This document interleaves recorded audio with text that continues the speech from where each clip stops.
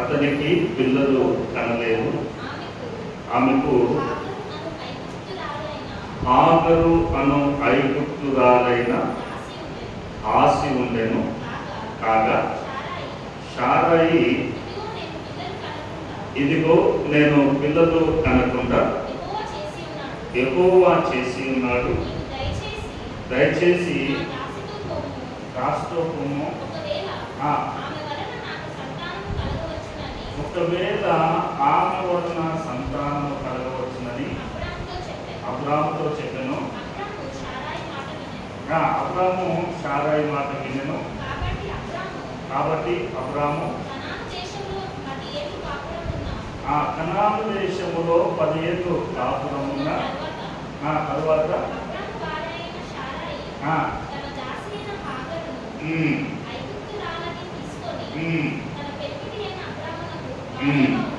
భార్యగా ఉన్నట్టు అతను చాలు. ప్రభునందు దేవుని వాడారా, ఈరోజు 2-3 మాటలు మనము జ్ఞాపకం చేసుకుందాం. అబ్రాము ఆయన అలాగే తన భార్య అయినటువంటి శారాయి 12వ అధ్యాయంలో మనం చూస్తే దేవుడు అబ్రామును పిలిచే సమయానికి ఆయన వయసు 75 సంవత్సరాలు. అలాగనే శారాయి వయసు 65 ఆ ప్రాంతంలో ఉంది. తర్వాత ఇక్కడ రాసినట్టుగా కనాను దేశంలో 10 సంవత్సరాలు ఉండినప్పటికీ వారికి సంతానము లేదు అని దేవుని మాటలు జ్ఞాపకం చేస్తున్నారు. దేవుని సంగమ, దేవుని వారి ద్వారా భక్తుల గురించి భక్తుల జీవితాలను గురించి మనము చదువుతున్నప్పుడు ఆధ్యాత్మికమైనటువంటి కోణము, అలాగనే ముఖాముఖిగానే మనం ధ్యానం చేయాలి. వక్ర మార్గముతో కానీ మరొక రీతిగా దేవుని మాటలను, దేవుని వాక్యాన్ని ధ్యానం చేయడం.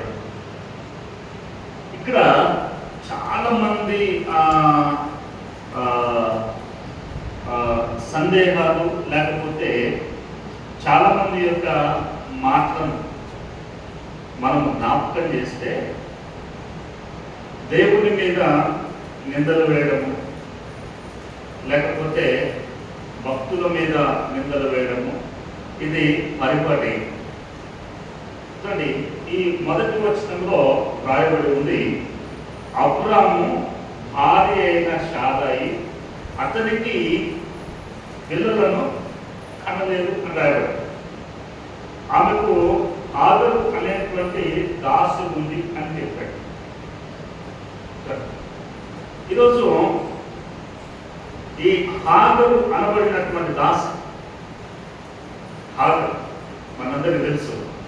హాగరు అంటే ఎవరు అనగానే ఏం చెప్తాం మనం?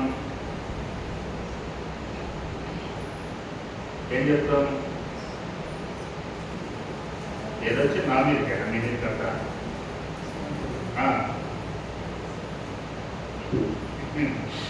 ఏమంటారంటే ముస్లిం అదే అంటారు.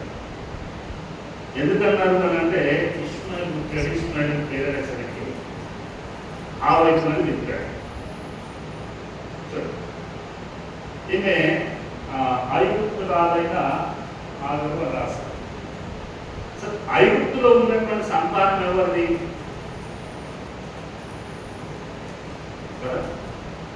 ఐగుప్తులో ఉన్నటువంటి సంతానం ఎవరిది?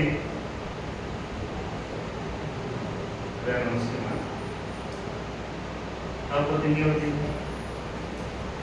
అదంటారు కదా మీరు. మరి ఎవరిది? నేను మిమ్మల్ని అన్నట్లేదు, ప్రశ్న మాత్రమే మనం తెలుసుకోవడానికి. ఎందుకో మార్గమధ్యంలో ఉదయం అనుకుంటారు, నా సొంత నిర్ణయం, నేను అనుకుంటాను ఎవరో ఒకరు ఇలా అనేసరికి ఆ పేదల బాధ లేకపోతే అనేసరికి అది మార్గ మధ్యంలో దారి తప్పింది. తర్వాత ప్రభు ఏం చేయాలి, ఎలా నడిపించాలి, ఎలా రివ్యూ చేయడం అలా రివ్యూ చేశాడు.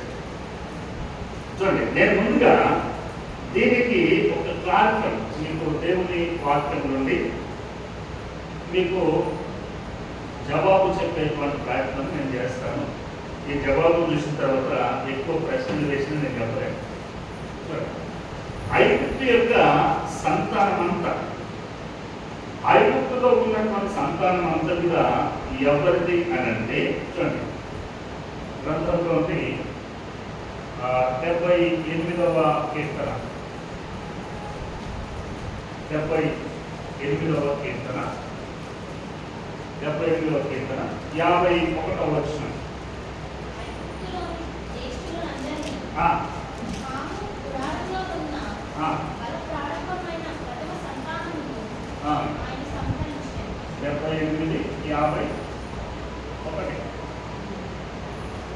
ఇక్కడ ఏమన్నాడు? ఐగుప్తులోని జ్యేష్ఠులందరికీ, ఐగుప్తులో ఉన్న జ్యేష్ఠులు ఎప్పుడు చనిపోయారు? ఎవరి కాలంలో చనిపోయారు? ఐగుప్తులోని జ్యేష్ఠులు ఎవరి కాలంలో ఎప్పుడు చనిపోయారు అంటే మోషే నాయకత్వంలో, మోషే కాలంలో ఇశ్రాయేలీయులను బయటికి తీసుకొని వచ్చేటువంటి సందర్భంలో దగ్గర దగ్గర ఐగుప్తు దేశంలో 10 అద్భుతాలను మోషే ద్వారా దేవుడు జరిగిస్తాడు. కర్రను పానం చేస్తాడు, నీళ్ళను రక్తంగా మారుస్తాడు, ధూళిలో పేదలు వస్తాయి, కప్పలు వస్తాయి, చిన్న చిన్న మిన్నలు వస్తాయి. ఇట్లాంటివన్నీ దేవుడు ఆయన ద్వారా జరిగిస్తాడు. ఆయన ద్వారా జరిగిస్తాడు. జరిగించిన తర్వాత చివరి రోజు, చివరి ఏంటి అంటే చివరి అద్భుతం చూడండి, నిర్గమాకాండము 12వ అధ్యాయము, నిర్గమాకాండము 12వ అధ్యాయము 29వ వచనం నుండి. అర్ధరాత్రి వేళ జరిగినదేమనగా సింహాసనం మీద కూర్చున్న ఫరో మొదలుకొని చెరసాలలో ఉన్న ఖైదీ యొక్క, చూడండి, ఖైదీ యొక్క తొలి పిల్ల వరకు ఐగుప్తు దేశం అందరి ఏ పిల్లలు? తొలి పిల్లలందరినీ, మనుషులు మాత్రమే కాదు పశువుల తొలి పిల్లలన్నిటినీ యెహోవా హతము చేసెను. ఆ రాత్రి ఫరోయు అతని సేవకులందరూ ఐగుప్తులందరూ లేచినప్పుడు శవము లేని ఇల్లు ఒకటైనా లేదు. చూడండి, ఇది మీరు రాత్రి వేళ, సాయంకాలం వేళ పస్కా భోజనాన్ని ఆచరించేవారు. పస్కా భోజనాన్ని ఆచరించిన తర్వాత అర్ధరాత్రి జరిగిన సంఘటన ఏమి అనంటే, సింహాసనము మీద కూర్చున్నటువంటి రాజు ఫరో మొదలుకొని ఐగుప్తు చెరసాలలో ఉన్నటువంటి ఖైదీల యొక్క తొలి సంతానం అంతా కూడా చనిపోయింది. రాజు ఇంటి దగ్గర నుండి జైల్లో ఉన్నటువంటి వారి కుటుంబంలో ఉన్న తొలి సంతానం అంతా చనిపోయింది. అక్కడ రాశాడు, వారు లేచినప్పుడు, ఐగుప్తీయులు అందరూ లేచినప్పుడు శవము లేని ఇల్లు లేదు అని అంటాడు. అంటే ప్రతి ఇంటిలో ఏడుపు ఉంది, ఒక శవం ఉంది, ఏడుపు ఉంది, పిల్లలు, మగ పిల్లలు చనిపోయారు, ఏడుపు ఉంది, ఏడుస్తారు. చూడండి, వీరందరూ చనిపోయిన వారందరూ ఎవరి సంతతి అని అంటే అక్కడ రాశాడు 78వ కీర్తన 51. ఐగుప్తులోని జ్యేష్ఠులందరూ, జ్యేష్ఠులు అంటే ఎవరు? జ్యేష్ఠులు అంటే ఎవరు? తొలి సంతతి. జ్యేష్ఠులు అంటే తొలి సంతతి. చూడండి, అందుకే మళ్ళీ మనకి ఏమన్నా ఇబ్బంది కలుగుతుందేమని అక్కడ రాశాడు. ఐగుప్తులోని జ్యేష్ఠులందరినీ ఆము గుడారములోనున్న బల ప్రారంభమైన ప్రథమ సంతానమును ఆయన సంహరించెను. ఆము గుడారము. ఆమె ఎవరి కుమారుడు? ఆమె ఎవరి కుమారుడు? కథ తీసుకుంటే కాదు.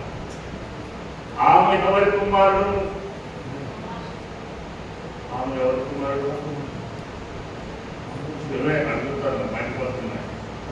చూడండి, ఆమె ఎవరి కుమారుడు అంటే నోవహు కుమారుడు. చూడండి, ఎక్కడి నుండి ఎక్కడికి వెళ్ళిందో, ఎక్కడి నుండి ఎక్కడికి వెళ్ళిందో నేను జ్ఞాపకం చేసింది ఏంటంటే, ఏది మనము చదివినా, ఏది మనం ధ్యానం చేసినా ఎక్కడో ఒక చోట దీనికి లింక్ ఉంటుంది. ఎక్కడో ఒక చోట లింక్ ఉంటుంది. ఆ లింక్ మనం దొరకబట్టుకుంటే అన్ని విషయాలు మనకు తెలుస్తాయి. అన్ని విషయాలు తెలుస్తాయి. అందుకే ఇక్కడ ఆము గుడారములోనున్న బల ప్రారంభమైన ప్రథమ సంతానమును ఆయన సంహరించారు. ఇదే మాటను 105వ కీర్తన 36వ వచనం లేదా 30వ వచనం చూడండి. 105వ కీర్తన 36వ వచనం చూడండి. 36 వారి దేశమందలి సమస్త జ్యేష్ఠులను వారి ప్రథమ సంతానమును ఆయన హతము చేసెను.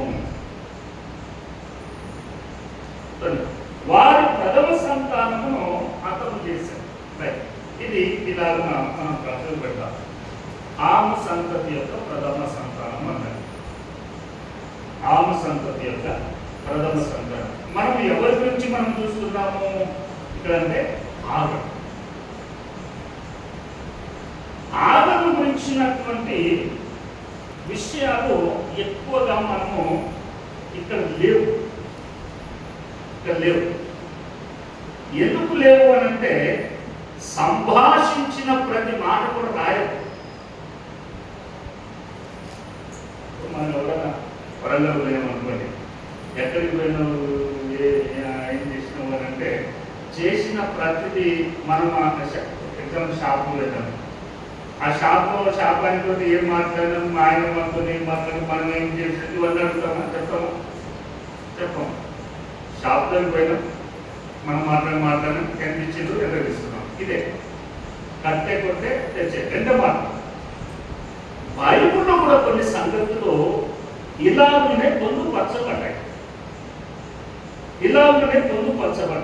అయితే ఈ ఐగుప్తురాలైనటువంటి హాగరు అనేటువంటి ఈ మనిషి లేదా ఈ స్త్రీ ఎక్కడి నుండి వచ్చింది అని అంటే, చూడండి, నేను మీకు తెలిపేటువంటి ప్రయత్నం చేస్తాను. చూడండి, 12వ అధ్యాయం, ఆదికాండము 12వ అధ్యాయము 10వ వచనం నుండి. అప్పుడు కనాను దేశములో కరువు వచ్చెను. కరువు భారముగా ఉన్నందున అబ్రహాము ఐగుప్తు దేశములో నివసించుటకు అక్కడికి వెళ్ళెను. చూడండి, ఇక్కడ ఆయన నివసించినటువంటి ఈ ప్రాంతంలో కరువు బాగా ఉంది. కరువు ఉండడం ద్వారా దేవుని మాట చొప్పున, దేవుని సెలవు చొప్పున ఆయన లేచి ఐగుప్తు దేశానికి వెళ్ళాడు. ఐగుప్తు దేశంలోనికి వెళ్ళి అక్కడ నివసించడానికి వెళ్ళాడు. ఇక్కడ చరిత్ర ఎంత అద్భుతముగా, ఎంత బాగా రాస్తాడు అంటే, నమ్మశక్యము గారి మాటలు రాస్తాడు. నమ్మశక్యము గారి మాటలు అంటే, ఒక విశ్వాసి, దేవునికి లోబడినటువంటి మనుషుడు, దేవునితో ప్రయాణం చేసేటువంటి మనుషుడు, దేవుని మాట వినేటువంటి ఆ మనుషుడు లోక సంబంధమైన వాటి వైపునకు ఏ విధముగా చూడడో ఏ విధముగా చూడకూడదు అనేటువంటిది అబ్రాహామును ఇక్కడ మనం జ్ఞాపకం చేసుకోవచ్చు. చూడండి, చరిత్ర ఏం జ్ఞాపకం చేస్తుందంటే ఈ అబ్రాహాము, శారా, అలాగనే లోతు వీరందరూ కూడా ఆ కనాను దేశానికి వెళ్ళి ఆ ఐగుప్తు దేశానికి వెళ్ళిన తరువాత అక్కడ రాశారు చూడండి, ఆ 11వ వచనంలో 12 అతడు ఐగుప్తులో ప్రవేశించినప్పుడు సమీపించినప్పుడు అతడు తన భార్య అయిన శారాయితో, చూడండి అక్కడ ఏమని ఇచ్చాడు, ఏం పెట్టాడు, ఐఫోన్ పెట్టాడు. చూడండి అక్కడ ఇదిగో ఆయన భార్య అయిన శారాయితో అన్న దగ్గర గ్యాప్ ఇచ్చి ఐఫోన్ పెట్టాడు.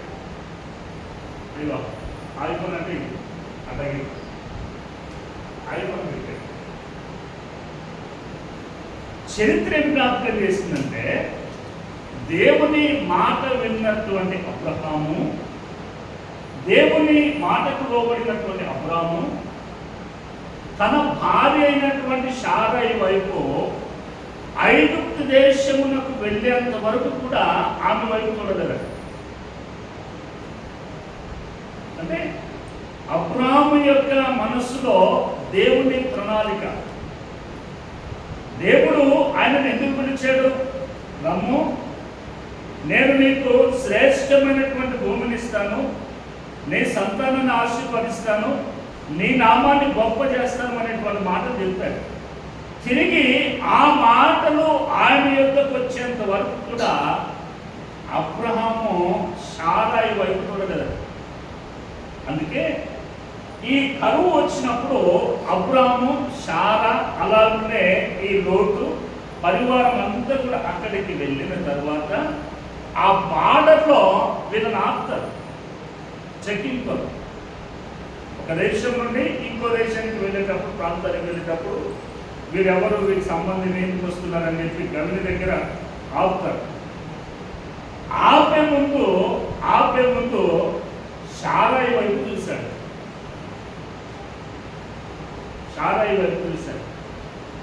గ్రంథములో ఏమి రాయబడిందనంటే, శారాయి గురించి ఏం రాశారు అనంటే, శారాయి యొక్క ముఖ వర్చస్సు సూర్యుని ముఖ వర్చస్సు అనే సూర్యుని యొక్క ఆ వెలుగు ఆమె ముఖము మీద ప్రకాశించినప్పుడు ఆ ముఖ వర్చస్సు చంద్రబింబము వలె ప్రకాశించుచుండెను అంటారు.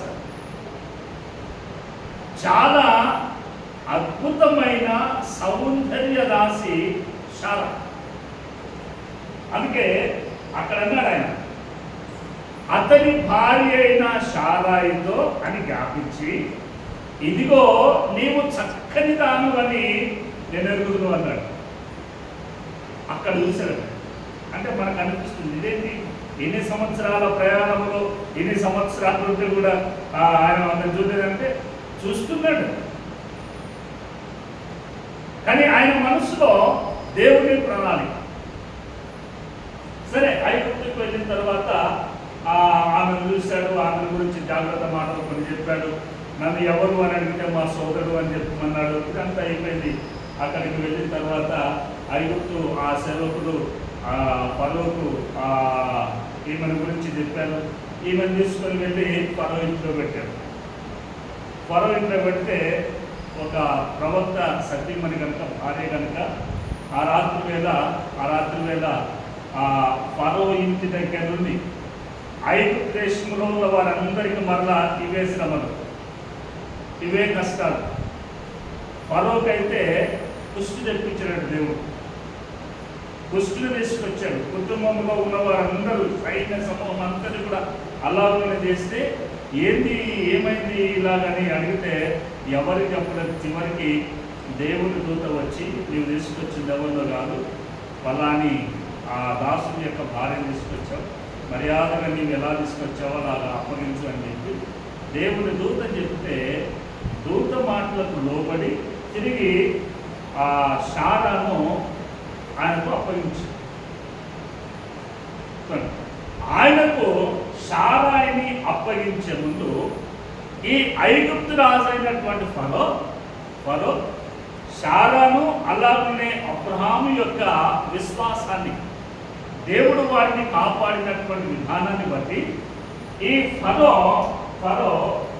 అబ్రహామునకు ఇచ్చినటువంటి సంపద అంతా ఇంత కాదు. రాస్తాడు ఈ ఫరో ఇచ్చింది బంగారం ఇచ్చాడు, బంగారం, వెండి ఇచ్చాడు, ముత్యాలు ఇచ్చాడు, ముత్యాలు, తర్వాత వజ్రాలు, తర్వాత గొర్రెలు, ఎద్దులు,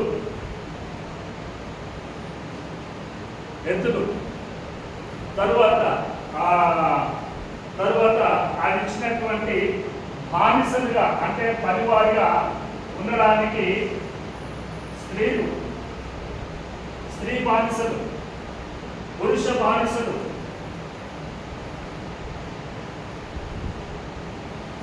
ఈ విధంగా ఇంత సంపదను ఫరో అబ్రహామునకు ఇచ్చాడు. అబ్రహామునకు ఇస్తూ ఆయన ఏం చేశాడు అని అంటే, నీ జీవితాన్ని, నీ ఆధ్యాత్మిక స్థితిని నేను కొంతవరకు చూడాలి, నేను నిన్ను అబ్జర్వ్ చేయాలి, ఎలా నువ్వు జీవించబడుతున్నావు, ఏ విధంగా దేవునితో సహవాసం కలిగి ఉంటున్నావు అని చెప్పి ఈయనకి ఇస్తూ తన ప్రక్కనే ఉన్నటువంటి రాజభవనంలో నివాసం ఏర్పాటు చేశాడు.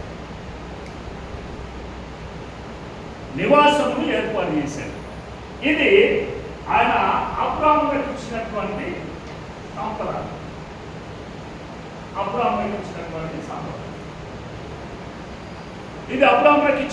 సంపద. తర్వాత రెండవది జ్ఞాపకం చేస్తే, అబ్రహాముకు ఇచ్చాడు కదా, ఈయనకి ఎందుకు ఇచ్చాడు అని అంటే ఆమె సోదరుడు అన్నాడు కదా. సోదరుడు అన్నందుకు సోదరిని వివాహం చేసుకోవడానికి, శారాయిని వివాహం చేసుకోవడానికి ఆయన యొక్క ఫేవర్ చేసుకోవడానికి, నీ సహోదరిని నేను వివాహం చేసుకుంటాను, నీకు ఇంత సంపదను ఇస్తాను, నువ్వు గొప్పవాడిగా అయిపోతావు, నువ్వు ధనవంతుడిగా మారిపోతావు, శక్తివంతుడిగా మారిపోతావు, నీ దగ్గర బహుమంది పని వాళ్ళు ఉంటారు, బానిసలు ఉంటారు, నీకు ఏ పని అని చేస్తారు, నువ్వేం దిగులు పడి అనడానికి ముందు చెప్పినవన్నీ అబ్రహాముకి ఇచ్చాడు. అది అయిపోయింది. శారాయి వంతు వచ్చేసింది. శారాయి వంతు వచ్చేసరికి శారాయిని వివాహం చేసుకోవడానికి ఆయన వివాహ పత్రాన్ని రాశారు. వివాహ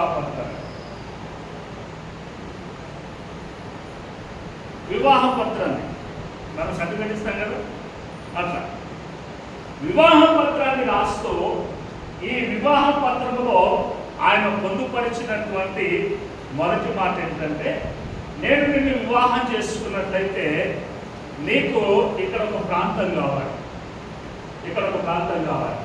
అందుకే నీకు ఈ ప్రాంతాన్ని నేను నీకు నీ కుటుంబానికి, నీ వారసులందరికీ కూడా పూర్తిగా నీకు హక్కుదారుగా నేను చేస్తున్నానని గోషేను ప్రాంతాన్ని రాసిచ్చాను. గోషేను ప్రాంతాన్ని రాశాడు. రెండవది ఈ ఫరో శారాయికి ఇచ్చినటువంటి మరి ఒక సంగతి ఏమిటి అని అంటే, నీ సహోదరుడు లేకపోతే ఇంత గొప్పగా ఉన్నారు, నీవు కూడా ఇంత గొప్పగా ఉంటున్నావు కనుక నీతో పాటుగా నీకు దాసిగా నా కుమార్తె ఉంటే బాగుంటుంది అని చెప్పి ఫరో కుమార్తె అయినటువంటి ఆగును కూడా చాలా ముందేమో గోషెను ప్రాంతాన్ని ఇచ్చాడు. శారాయి అబ్రాహాము భార్య అని తెలిసిన తరువాత ఆగను పంపించాడు. నీవు ఎంతైనా యువరానివి మీ విశ్వాసానికి మీ దీవెన కొదవలేదు.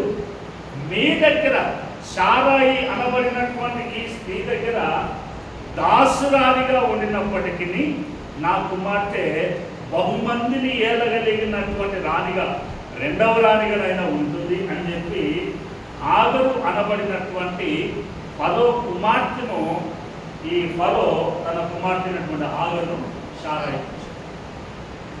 అందుకే ఈమెను ఫరో కుమార్తె అని అనకుండా ఏమన్నారు అని అంటే ఐగుప్తురాలైన హాగరు అని రాశారు.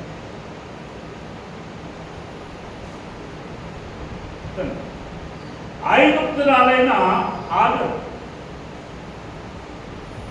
ఐగుప్తురాలైన హాగరు అని రాశారు. దేవుడు ఎవరిని ఎప్పుడు విడిచిపెట్టాడు. తన యందు నమ్మిక, తన యందు విశ్వాసం ఉంచినటువంటి వారిని దేవుడు ఏదో ఒక రూపకములో వారికి గొప్ప వారిగా చేస్తాడు. అందుకే నేను రాశాను సామెతలు 8వ అధ్యాయము 21వ వచనం. సామెతలు 8:21. చూడండి, అక్కడ గ్రంథకర్త రాస్తాడు, నన్ను ప్రేమించు వారిని ఆస్తికర్తలనుగా, నన్ను ప్రేమించు వారిని ఆస్తికర్తలనుగా చేస్తానన్నాడు దేవుడు. అందుకే అబ్రాహాము, శారాయి వీరిద్దరూ దేవుడిని ప్రేమిస్తే, దేవుని యందు విశ్వాసం ఉంచితే ముందుగా వీరికి దొరికినటువంటి సంపద ఏమిటి అని అంటే గతంలో మనం జ్ఞాపకం చేసుకున్నాం. నిమ్రోదు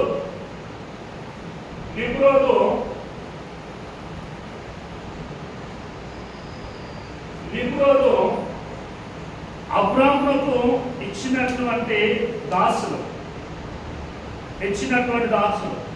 నేను చెప్పాను, గతంలో జ్ఞాపకం చేశాను.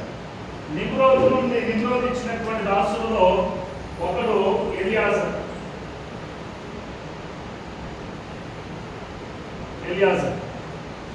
మనకి ఎక్కడ కనపడతాడు? 15వ అధ్యాయంలో కనపడతాడు. ఎంత సంపాదిస్తే నాకేంటి, నాకెవరు లేదు, ఇదిగో ఈయన నా ఇంటికి వారసులు అవుతాడు అంటాడు. చూడండి, ఈ ఎలియాజర్ అనేటువంటి ఈ మనుషుడు నిమ్రోదు ఇచ్చినటువంటి వాడు. తర్వాత నిమ్రోదు సంపదనిస్తాడు. ఈ అబ్రాహాము యొక్క విశ్వాసాన్ని చూసి దాదాపుగా 300 మంది అబ్రాహామును అనుసరిస్తారు. అబ్రాహాము దగ్గర ఉన్నటువంటి మనుషులు వారు. చూడండి, ఇది ఒకటి నిమ్రోదు ఇచ్చినటువంటి. తర్వాత ఇక్కడికి వచ్చేసరికి ఫరో ఇస్తాడు. ఫరో అబ్రాహామునకు సంపదనిస్తాడు, పశు సంపదనిస్తాడు, కావలసిన అన్ని ఇస్తాడు. శారా దగ్గరకు వచ్చేసరికి గోషేను ప్రాంతాన్ని ఇస్తాడు. అందుకే అబ్రాహాము, ఇస్సాకు, యాకోబు, అబ్రాహాము ఇస్సాకుల తరువాత యాకోబు సంతతి ఈ ఐగుప్తు దేశానికి వెళ్ళినప్పుడు ఐగుప్తు రాజు అయినటువంటి ఫరో వీరిని ఏ ప్రాంతంలో ఉంచుతాడో చూడండి. అదే ఆదికాండము 46వ అధ్యాయం. ఆదికాండము 46వ అధ్యాయం. ఆదికాండం 46వ అధ్యాయం. 46వ అధ్యాయం 31వ వచనంలోకి తన సహోదరులను తన తండ్రి కుటుంబం వారిని చూచి, నేను వెళ్ళి మీరు వచ్చారని ఫరోకు తెలియజేసి కనాను దేశంలో ఉండిన నా సహోదరులను నా తండ్రి కుటుంబపు వారును నా యొద్దకు వచ్చి, ఆ మనుషులు చూడండి, ఆ మనుషులు ఏం గలవారు? పశువులు గలవారు. వారు గొర్రెల కాపరులు. వారు తమ గొర్రెలను, పశువులను తమకు కలిగినదంతయు తీసుకొని వచ్చినని ఫరోతో చెప్పెదను. గొర్రెల కాపరి అయిన ప్రతివాడు ఐగుప్తులకు హేయుడు కనుక ఫరో మిమ్మును పిలిచి, మీ వృత్తి ఏమిటి ఏమి అడిగిన ఎడలా నేను గోషెను దేశమందు చూడండి, మీరు గోషేను దేశమందు కాపురమున్నట్లు మా చిన్నతనము నుండి ఇది వరకు నీ దాసులమైన మేమును మా పూర్వీకులను పశువులు గలవారమై ఉన్నామని ఫరోకు చెప్పండి అని యోసేపు చెప్పాడు. యోసేపు తండ్రితో అన్నలతో ఏమన్నాడు అనంటే, మాకు గొర్రెలు పశువులు ఉన్నవి కనుక మేము ఎక్కడ ఉండడానికి ఇష్టపడతాము అనంటే గోషేనులోనే మేము ఉంటాము అనే మాట చెప్పమన్నారు.